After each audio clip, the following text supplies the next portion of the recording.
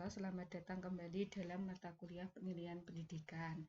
Pada pertemuan kali ini kita akan membahas tentang penilaian pembelajaran IPA pada kurikulum 2013. Kurikulum 2013 merupakan kurikulum berbasis kompetensi. Hal yang penting yang harus diperhatikan ketika melaksanakan penilaian dalam kurikulum 2013 adalah kriteria ketuntasan minimal atau KKM, predikat, remedial, dan pengayaan. Kriteria ketuntasan minimal atau KKM adalah kriteria ketuntasan belajar yang ditentukan oleh satuan pendidikan dengan mengacu pada standar kompetensi lulusan dan setidaknya memperhatikan 3 aspek, yaitu karakteristik peserta didik atau intek, kemudian karakteristik mata pelajaran atau kompleksitas materi atau kompetensi, dan kondisi satuan pendidikan atau daya dukung pada proses pencapaian kompetensi. Dalam menetapkan KKM, satuan pendidikan melibatkan kepala sekolah, pendidik, dan tenaga kependidikan lainnya.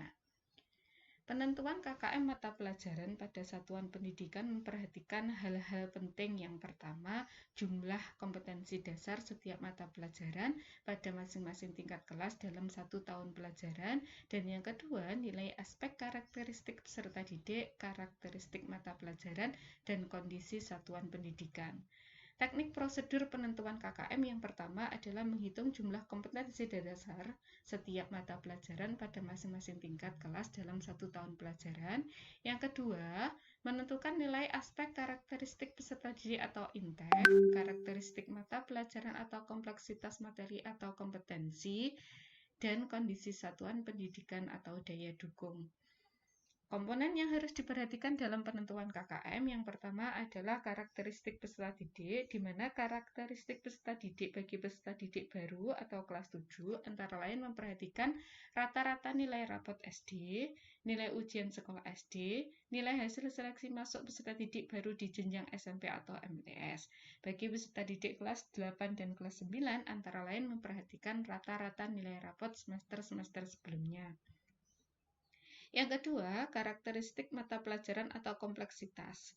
Karakteristik mata pelajaran atau kompleksitas adalah tingkat kesulitan dari masing-masing mata pelajaran yang dapat ditetapkan antara lain melalui expert judgment guru mata pelajaran, melalui forum musyawarah guru mata pelajaran atau MGMP tingkat sekolah dengan memperhatikan hasil analisis jumlah kompetensi dasar, kedalaman kompetensi dasar, keluasan kompetensi dasar, dan perlu tidaknya pengetahuan prasyarat. Yang ketiga, kondisi satuan pendidikan atau daya dukung. Kondisi satuan pendidikan atau daya dukung meliputi yang pertama kompetensi pendidik, misalnya nilai UKG. Yang kedua, jumlah peserta didik dalam satu kelas. Yang ketiga, predikat akreditasi sekolah. Dan yang keempat adalah kelayakan sarana prasarana sekolah. Nah, contoh kriteria dan skala penilaian penetapan KKM. Untuk memudahkan analisis setiap KD, perlu dibuat skala penilaian yang disepakati oleh guru mata pelajaran. Tabel 1 ini merupakan kriteria dan skala penilaian penentuan KKM.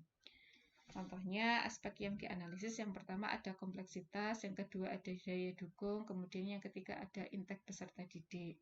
Kompleksitas dikatakan masuk dalam kategori tinggi apabila kurang dari 65, sedang pada rentang nilai 65-79 dan rendah pada rentang nilai 80-100. Sementara daya dukung masuk dalam kriteria tinggi pada rentang nilai 80-100, sedang pada rentang nilai 65-79, rendah pada rentang nilai kurang dari 65. Sementara untuk intek peserta didik masuk dalam kriteria tinggi pada rentang 80-100, sedang 65-79 dan rendah kurang dari 65. Nah, cara menentukan KKM setiap KD dengan rumus KKM per KD atau kompetensi dasar sama dengan jumlah total setiap aspek dibagi jumlah total aspek. Misalkan, aspek daya dukung mendapat nilai 90, aspek kompleksitas mendapat nilai 70, dan aspek intek mendapatkan nilai 65. Maka, jika bobot setiap aspek sama, nilai KKM untuk KD tersebut adalah 90 ditambah 70 ditambah 65 dibagi 3. Maka KKM-nya dapat ditentukan yaitu 75. Cara penentuan yang kedua adalah dengan cara kriteria penskoran penentuan KKM. Dapat dilihat seperti tabel 2. masih sama, yang dianalisis adalah kompleksitas, daya dukung, dan intek peserta didik. Untuk kompleksitas dikatakan masuk dalam kriteria tinggi jika memperoleh skor 1, sedang jika memperoleh skor 2, dan rendah jika memperoleh skor 3. Sementara untuk daya dukung dan intek peserta didik dikatakan masuk dalam kriteria tinggi apabila mendapat skor 3, sedang apabila mendapat skor 2, dan rendah apabila mendapat skor 1. Jika KD memiliki kriteria kompleksitas tinggi, daya dukung tinggi, dan intek peserta didik sedang, maka nilai KKM-nya dapat ditentukan yaitu kompleksitas tinggi skornya 1, daya dukung tinggi skornya 3, dan intek sedang skornya 2, maka 1 ditambah 3 ditambah 2 dibagi 9 dikali 100, maka akan diperoleh KKM sebesar 66,7 atau kalau dibulatkan 67. Masih dengan cara yang sama untuk menentukan KKM. Kalau tadi kita menentukan KKM tiap KD, maka untuk menentukan KKM mata pelajaran dengan rumus jumlah total KKM per KD dibagi jumlah total KD. Model KKM yang pertama adalah lebih dari 1 KKM. Satuan pendidikan dapat memilih setiap mata pelajaran misalkan KKM yang berbeda, misalnya KKM IPA 64, Matematika 60, Bahasa Indonesia 75, dan seterusnya. Di samping itu, KKM juga dapat ditentukan berdasarkan rumpun mata pelajaran atau kelompok mata pelajaran. Misalkan rumpun MIPA yaitu Matematika dan IPA memiliki KKM 70, rumpun bahasa yaitu Bahasa Indonesia dan Bahasa Inggris memiliki KKM 75, dan rumpun sosial yaitu IPS dan PPKN memiliki KKM 80, dan seterusnya.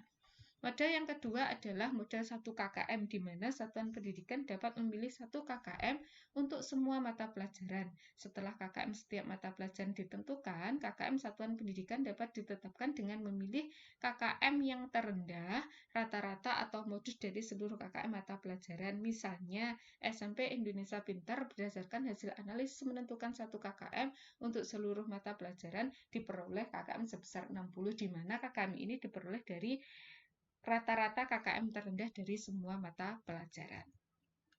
Berikutnya adalah remedial dan pengayaan. Setelah KKM ditentukan, capaian pembelajaran peserta didik dapat dievaluasi ketuntasannya. Peserta didik yang belum mencapai KKM berarti belum tuntas, wajib mengikuti program remedial. Sedangkan peserta didik yang sudah mencapai KKM dinyatakan tuntas dan dapat diberikan pengayaan. Remedial dan pengayaan ini merupakan proses yang harus dilakukan berdasarkan hasil penilaian selama proses pembelajaran atau assessment as learning dan for learning, maupun akhir pembelajaran atau assessment of learning. Remedial dan pengayaan setelah KKM ditentukan, capaian pembelajaran peserta didik dapat dievaluasi ketuntasannya. Oh, ini sudah ya. Berikutnya, remedial merupakan program pembelajaran yang diperuntukkan bagi peserta didik yang belum mencapai KKM dalam satu KD tertentu. Pembelajaran remedial diberikan segera setelah hasil penilaian dianalisis oleh guru dan hasil tersebut diberikan kepada peserta didik sehingga dapat dipergunakan untuk mengetahui kelemahan dan kesulitannya. Pembelajaran remedial dilakukan untuk memenuhi kebutuhan atau hak peserta didik. Dalam pembelajaran remedial, pendidik membantu peserta didik untuk memahami kesulitan belajar yang dihadapi secara mandiri, mengatasi kesulitan dengan memperbaiki sendiri cara belajar dan sikap belajarnya yang dapat mendorong tercapainya hasil belajar yang optimal. Nah, dalam hal ini penilaian merupakan assessment as learning. Metode yang digunakan pendidik dalam pembelajaran remedial juga dapat bervariasi sesuai dengan sifat, jenis, dan latar belakang kesulitan belajar yang dialami peserta didik. Tujuan pembelajaran juga dirumuskan sesuai dengan kesulitan yang dialami peserta didik. Pada pelaksanaan pembelajaran remedial, media pembelajaran juga harus betul-betul disiapkan pendidik agar dapat mempermudah peserta didik dalam memahami KD yang dirasa sulit itu. Dalam hal ini, penilaian tersebut merupakan assessment for learning. Kemudian, pelaksanaan pemberian remedial disesuaikan dengan jenis dan tingkat kesulitan peserta didik yang dapat dilakukan dengan cara yang pertama, pemberian bimbingan secara individu. Hal ini dilakukan apabila ada beberapa anak yang mengalami kesulitan yang berbeda-beda sehingga memerlukan bimbingan secara individual. Bimbingan yang diberikan disesuaikan dengan tingkat kesulitan yang dialami oleh peserta didik. Yang kedua, pemberian bimbingan secara kelompok. Hal ini dilakukan apabila dalam pembelajaran klasika ada beberapa peserta didik yang mengalami kesulitan yang sama. Pemberian pembelajaran ulang dengan metode dan media yang berbeda. Pembelajaran ulang dilakukan apabila semua peserta didik mengalami kesulitan dengan cara penyederhanaan materi, variasi cara penyajian, pemberian tes, atau pertanyaan yang menarik secara lisan maupun tulisan. Berikutnya, pemanfaatan tutor sebaya, yaitu peserta didik dibantu oleh teman sekelas yang telah mencapai KKM, baik secara individu maupun kelompok. Pembelajaran remedial diakhiri dengan penilaian untuk melihat pencapaian peserta didik pada KD yang diremedial. Pembelajaran remedial pada dasarnya difokuskan pada KD yang belum tuntas dan dapat diberikan berulang-ulang sampai mencapai KKM dengan waktu hingga batas akhir semester. Apabila hingga akhir semester pembelajaran remedial belum bisa membantu peserta didik mencapai KKM, pembelajaran remedial bagi peserta didik tersebut dapat dihentikan. Pendidik ini tidak boleh memaksakan untuk memberi nilai tuntas sesuai KKM kepada peserta didik yang memang benar-benar belum mencapai KKM. Pemberian nilai KD bagi peserta didik yang mengikuti pembelajaran remedial yang dimasukkan sebagai hasil penilaian harian atau PH dapat dipilih beberapa alternatif. Yang pertama, ada alternatif 1, di mana peserta didik diberi nilai sesuai capaian yang diperoleh peserta didik setelah mengikuti remedial. Misalkan, dalam pembelajaran IPA, siswa A memiliki KKM sebesar 64. Seorang peserta didik di mana bernama Andi memperoleh nilai PH 1 KD 3.1 sebesar 50. Karena Andi belum mencapai KKM, maka Andi mengikuti remedial untuk KD 3.1. Nah, setelah mengikuti remedial, ternyata Andi ini memiliki nilai 80. Maka berdasarkan ketentuan dari alternatif 1 ini, maka nilai PH 1 dari Andi adalah 80. Keuntungan alternatif 1 yaitu meningkatkan motivasi peserta didik selama mengikuti pembelajaran remedial karena peserta didik mempunyai kesempatan untuk memperoleh nilai yang maksimal dan ketentuan tersebut termasuk dengan prinsip belajar tuntas atau mastery learning. Kelemahannya, peserta didik yang telah tuntas, misalnya ada siswa lain namanya Wati, nilainya 75, artinya dia tuntas karena KKM-nya tadi kan 64. Dan nilainya ternyata dilampaui oleh Andi yang dia melakukan remedial. Nah, kemungkinannya Wati mempunyai perasaan diperlakukan tidak adil. Kenapa? Karena Wati tidak mengikuti remedial, tuntas nilainya hanya 75, sementara yang mengikuti remedial yaitu Andi, nilainya bisa mencapai 80. Ini adalah kelemahan dari alternatif 1. Alternatif yang kedua, peserta didik diberi nilai dengan cara merata-rata antara nilai capaian awal atau sebelum mengikuti remedi dan capaian akhir atau setelah mengikuti remedi. Dengan ketentuan, apabila nilai rata-rata lebih dari KKM, maka nilai akhirnya adalah nilai rata-rata tersebut. Sedangkan jika nilai rata-rata kurang dari KKM, maka nilai akhirnya adalah sebesar nilai KKM. Contohnya, di sini ada siswa bernama Badar memperoleh nilai 60, artinya nilainya berada di bawah KKM karena KKM IPA tadi adalah 64. Setelah mengikuti remedi, ternyata Badar memiliki nilai 90, maka nilai akhirnya yang dituliskan pada nilai PH untuk Badar adalah 90 ditambah 60 dibagi 2 yaitu 75. Karena 75 itu sudah melebihi KKM, maka nilai yang dituliskan adalah 75. Sementara yang kedua, apabila Badar memiliki nilai 50, artinya dia di bawah KKM, kemudian setelah mengikuti remedi ternyata dia hanya memperoleh nilai 70, maka nilai yang diperoleh Badar rata-ratanya adalah 70 ditambah 50, berarti 120 dibagi 2, artinya dia memiliki nilai 60. Karena dia masih berada di bawah KKM, maka nilai yang dituliskan untuk PH-nya adalah 64, yaitu nilai KKM. Nah, alternatif 2 ini sebagai upaya mengatasi kelemahan alternatif 1. Meskipun alternatif 2 ini tidak memiliki dasar teori, namun lebih mengedepankan faktor kebijakan pendidik. Upaya lain untuk mengatasi kelemahan alternatif 1 yaitu dengan memberikan kesempatan yang sama bagi semua peserta didik untuk mengikuti tes ulang, namun dengan catatan perlu diinformasikan kepada peserta didik bahwa konsekuensi nilai yang akan diambil adalah nilai hasil tes tersebut atau nilai terakhir. Alternatif yang ketiga, peserta didik diberi nilai sama dengan KKM yang ditetapkan oleh sekolah untuk suatu mata pelajaran meskipun nilai yang dicapai melampaui KKM.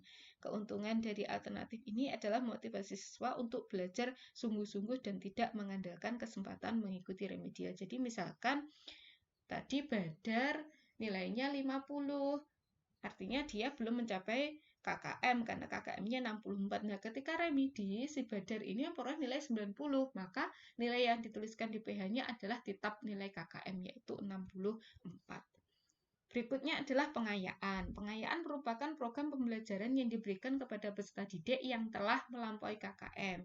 Nah, fokus pengayaan ini adalah pendalaman dan perluasan dari kompetensi yang dipelajari. Pengayaan biasanya diberikan segera setelah peserta didik diketahui telah mencapai KKM berdasarkan hasil penilaian harian. Pembelajaran pengayaan biasanya hanya diberikan sekali, tidak berulang kali sebagaimana pembelajaran remedial.